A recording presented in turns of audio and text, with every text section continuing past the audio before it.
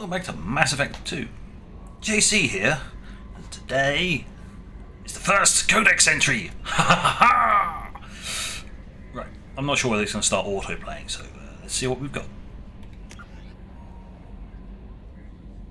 Of course it's not going to start auto-playing, because most of them were... the old stuff was already marked as viewed, so...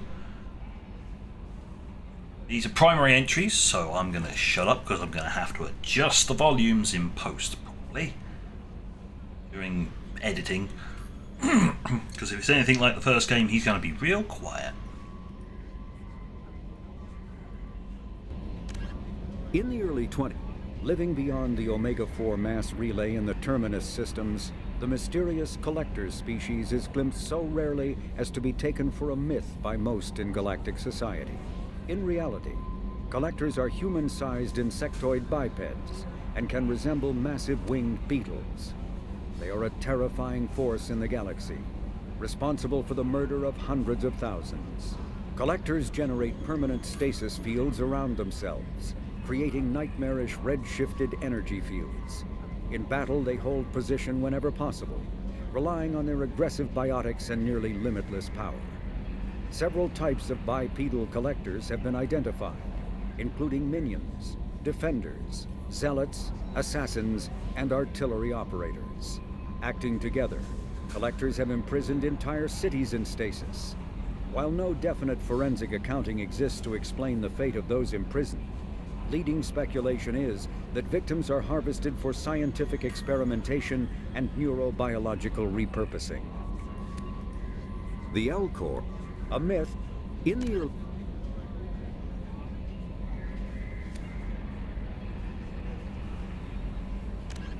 a political economic pact for collective colonial security. The Alliance is the central galactic institution of human society. The Alliance gained associate membership to the Citadel Council in 2165 and full membership in 2183, with Ambassador David Anderson representing humanity. Human political-economic relationships vary between combative and lucrative. The Turians, who'd fought humans during the 2157 First Contact War, have become valuable trade partners, despite residual social hostility. Other relationships are even more complicated. The rapid rise of human political influence on the Council, achieving in decades what others waited or are still waiting centuries to acquire, has galvanized suspicion and resentment against humanity. That negativity is vastly outweighed by the respect and trust humanity earned by saving the Council during the 2183 attack on the Citadel, at the cost of Alliance cruisers Cairo, Cape Town, Emden, Jakarta, Madrid, Seoul, Shenyang, and Warsaw, and their 2,400 crew.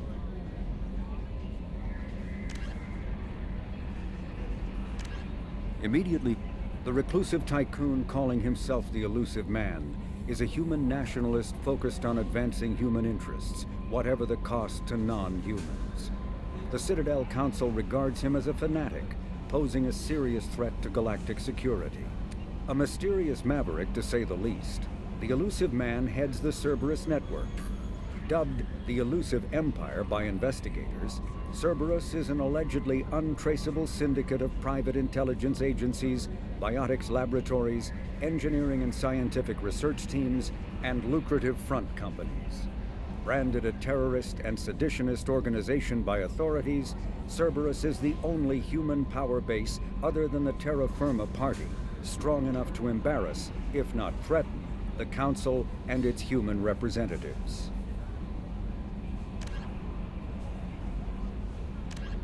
Freedom's Progress colony was once a typical Alliance settlement, but following complete communications blackout and its apparent destruction, is now a lightning rod for anxiety and dread in the galactic human community.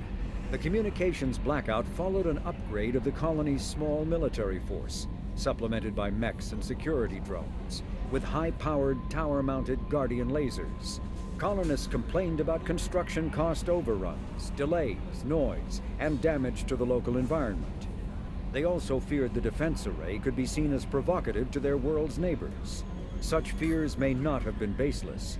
Authorities have still offered no explanation for the communications blackout, fueling rumors of plagues, natural disasters, or a cult-inspired mass suicide. Located in strategically insignificant space, Freedom's Progress colony had once offered residents spectacular rainbows, lush marshlands, and stunning mountain ranges.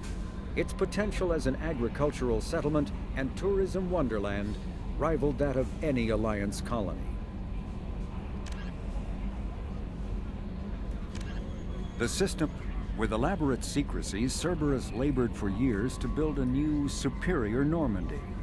The vehicle's many alterations produced a craft nearly double the original size, requiring an even larger Tantalus drive core to compensate. The new Normandy features greater space in living quarters, research laboratory, observation deck, and cargo bay. Its shuttle can make landings the Normandy cannot attempt. In addition to tight beam communicators, Normandy's Quantum Entanglement Communicator, QEC, provides instantaneous contact with the elusive man. The Enhanced Defense Intelligence AI coordinates many of the ship's combat functions, assisting and even supplanting human piloting.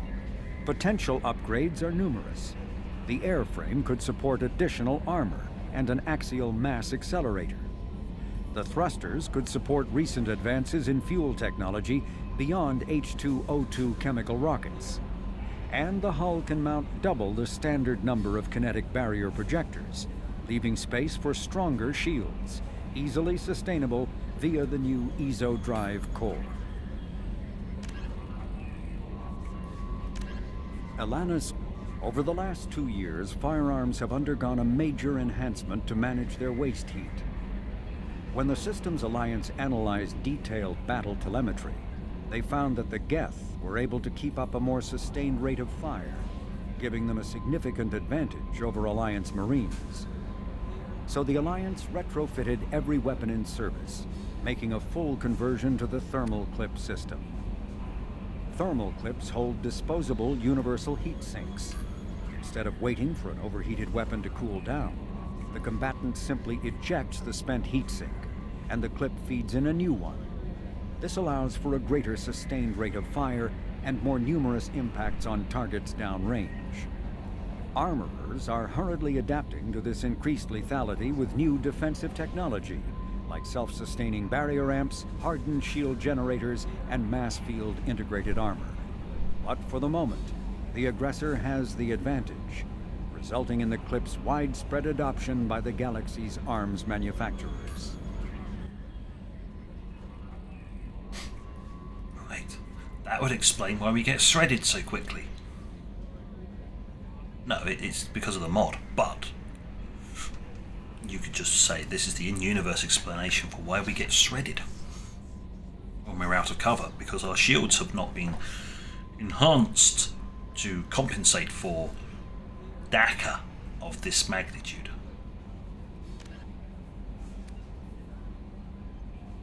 Yeah, all the primaries. Yeah, we're on to the secondaries. There's one for technology.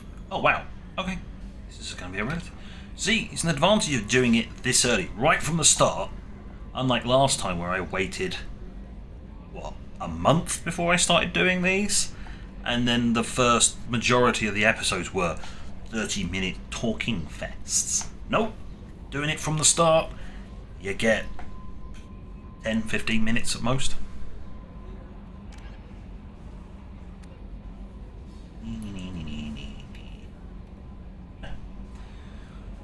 Here we go.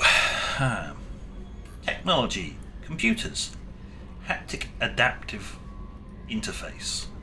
That's it. Slapping on, rather than keys, you've got holograms. I think it should explain it. Right. Advances in computing have done away with traditional input devices like keyboards.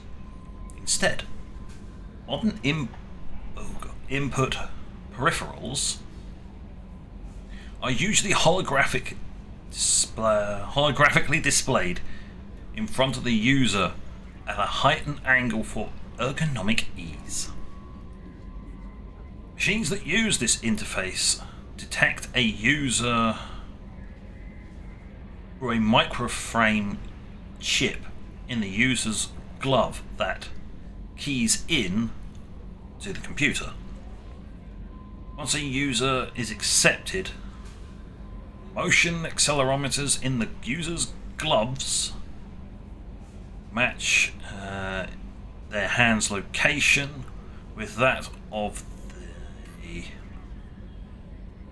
appropriate but smaller mirror set of controls inside the computer itself.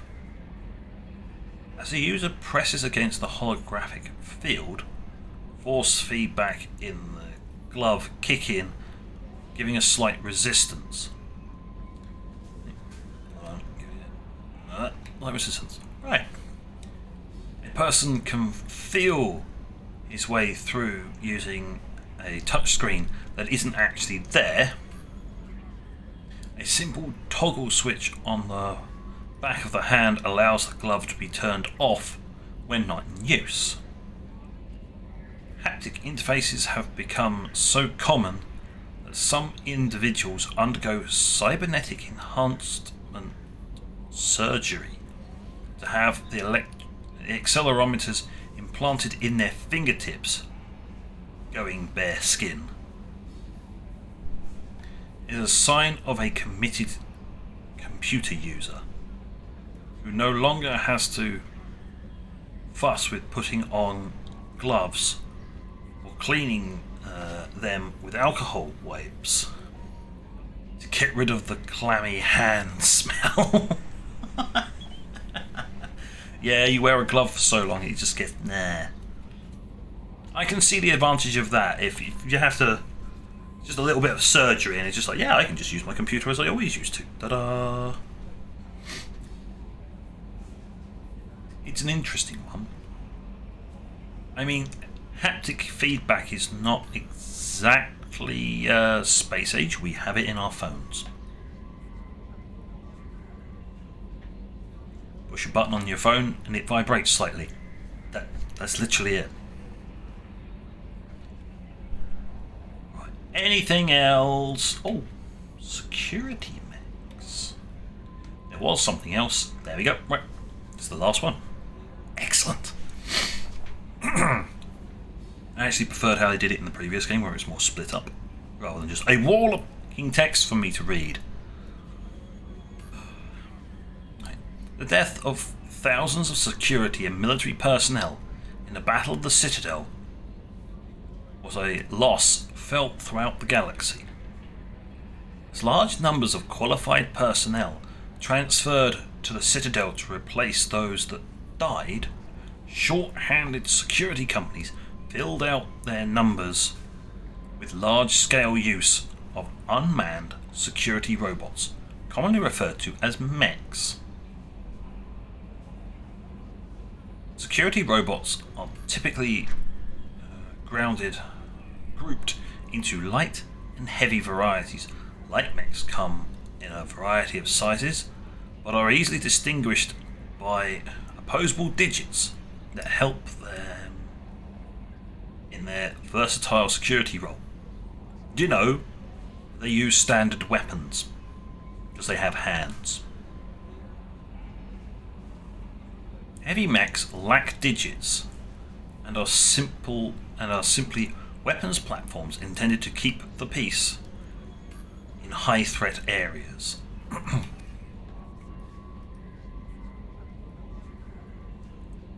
The quadrupedal dog mech has a face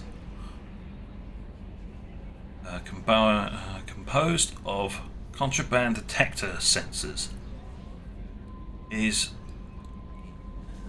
And it too is armed in case of a perpetrator resists arrest, because it can't exactly chomp onto an arm like a normal dog would.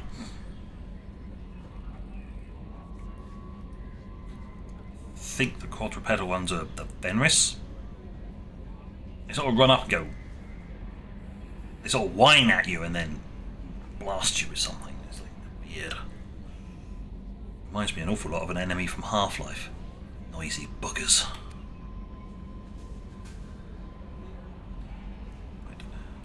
A typical security mech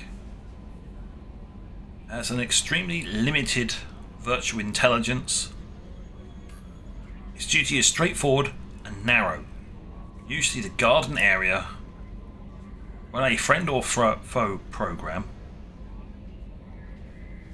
to halt unauthorized access and fire a set of pre-recorded voice commands to warn troublemakers away from the area.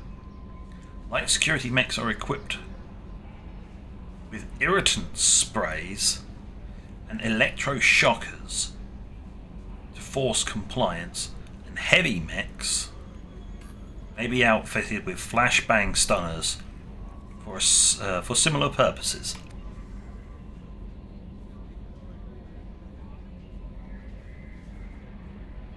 When facing an opponent armed with a firearm, any mech will immediately resort to lethal anti-personnel weapons to neutralize the threat.